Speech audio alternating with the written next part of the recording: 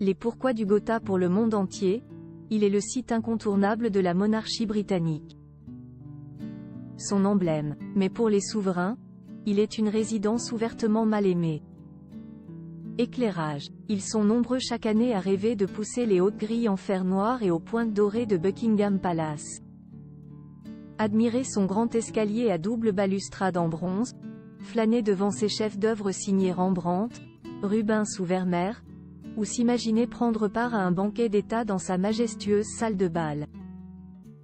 Un lieu emblématique de la monarchie britannique, résidence officielle de la famille royale depuis l'accession au trône de la reine Victoria en 1837.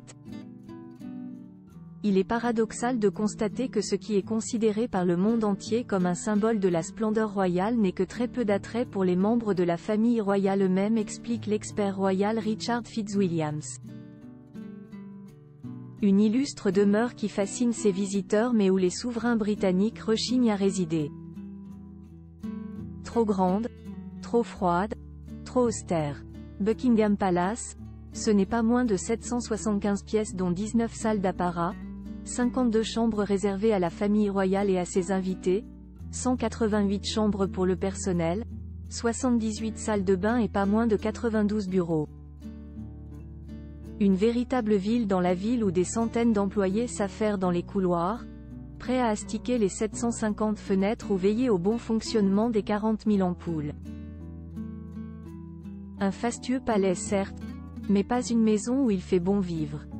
Édouard VIII, dont le règne fut éclair, s'était plaint de la morosité des lieux, quand son frère George VI les qualifiait de véritables glacières. En 1952, à la mort de son père, c'est au tour d'Élisabeth II d'être forcée par Winston Churchill à s'installer à Buckingham Palace. Face au vieux lion, la jeune femme de 26 ans n'est pas en mesure de protester. La reine emménage donc dans les appartements privés du côté nord du palais, une infime partie de la bâtisse située dans un coin du bâtiment plein de courants d'air. Il lui faudra du temps pour s'y accommoder. Ses bien-aimés corgis aussi, soucieuses de leur bien-être, Élisabeth II ordonna de surélever leur panier. Mais pour les souris qui règnent au palais, c'est une autre histoire. Barack Obama s'en souvient encore. Lors d'une visite officielle en 2011, il avait donné l'ordre strict de ne surtout pas informer la First Lady de leur indésirable présence, elle qui a une sainte horreur des rongeurs. Pas franchement de quoi donner envie à Charles III et Camilla d'investir les lieux à la fin des importants projets de rénovation prévus jusqu'en 2027. Câbles, tuyaux, système de chauffage, la bâtisse n'avait pas connu de travaux d'envergure depuis la Seconde Guerre mondiale. Une facture salée de près de 430 millions d'euros pour le contribuable britannique. À maintes reprises, Charles III, chantre de l'écologie, a fait savoir qu'il n'était guère attaché à ce palais non adapté au monde moderne, consterné par ses factures d'énergie. En 2023, il a ordonné de baisser les thermostats voire même d'éteindre les radiateurs dans certaines pièces. La piscine, quant à elle, n'est plus chauffée. Pour l'heure, le couple royal continue de résider à Clarence House, leur douillette résidence londonienne.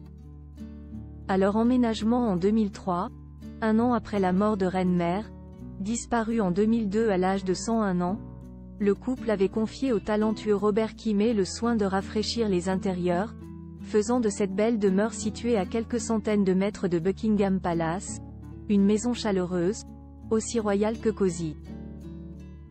Lorsque les travaux de rénovation de Buckingham Palace seront terminés, Charles III et Camilla auront dépassé les 80 ans. Un peu tard pour déménager. En attendant, la récente Garden Party, tout comme les réceptions, dîners et autres banquets d'État continuent de rythmer son quotidien et d'entretenir sa magie. L'idée d'ouvrir davantage ses portes au public pour maximiser les recettes et couvrir les frais de fonctionnement a été annoncée. Mais la résidence officielle des souverains britanniques ne peut néanmoins pas décemment demeurer vide.